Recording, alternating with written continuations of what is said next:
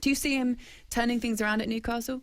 I think he can. You look at the squad that's there. Like he said in his thing, in his 5 or 6 wins in the 19 games, he's got a plan that he's trying to stick to. Can he get that across to the players? I don't know.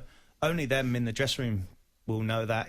I've been a part of it where it's not going great, and you just go off into your own little, say, friendship bubble or whatever, and have a bicker about what the manager's doing, what he isn't doing, etc. So only them in the dressing room will know deep down whether they can get out of this mess. Can it get that way? So when you talk about players sort of almost siphoning off into little groups and cliques forming and that sort of thing, can that feed into the sort of the turbulence of the club and the situation they're in? Yeah, of course, because everybody likes to have their opinion and say what they really think.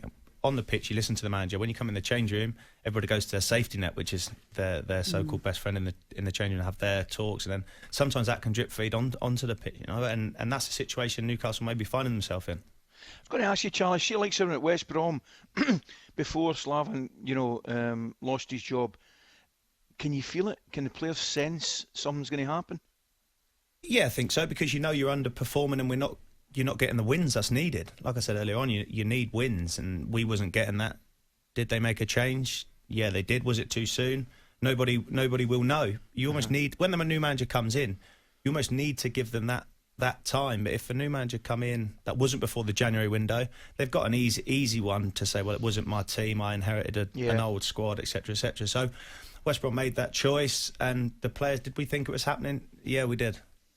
He's playing Steve Bruce, going back to Steve Bruce, played with 5 at the back for a long period of time, switched to 4-4-2, switched it up again, seems to be trying different formations as much as he can, but still isn't getting the results that he needs. So is the blame on him, or why isn't he getting the best out of the players? It always falls back onto the manager. They're the fall guys, so they have to make these tough decisions. That's why they're employed by football clubs. But if you look at a lot of teams, they do play 3 at the back, or they will play 5 to not concede goals. But ultimately, they want to nick 1-0 wins, 2-0 wins, etc. So I do understand the frustration from a lot of Newcastle fans and ex-players, etc. You have Callum Wilson up front, but you need to supply him. You know what I mean? You need to get the ball wide and get crossing the box for him. Because like Mick said earlier on, it's a lonely figure for him up front on his own. Yeah. Has he been a wee bit unlucky, Charlie, in the respect? He's, one reason or another, he's never really been able to field, Fraser, Wilson, St Maximin, the one side. Has that been a bit unlucky there? Yeah, I'd say so. Then you're going to get the question of when they're all playing together. If it don't click, then he's going to be tight with that brush. But I feel for him. The moment he went in there, he couldn't do. It was like he was the wrong man for the job. Rafa Benitez is a hero, etc., etc. It doesn't work like that. If he was a hero, he'd have stayed. And that's football. He left, and Steve Bruce went and took control of the club that he wanted to do. And he's had his back against the wall ever since.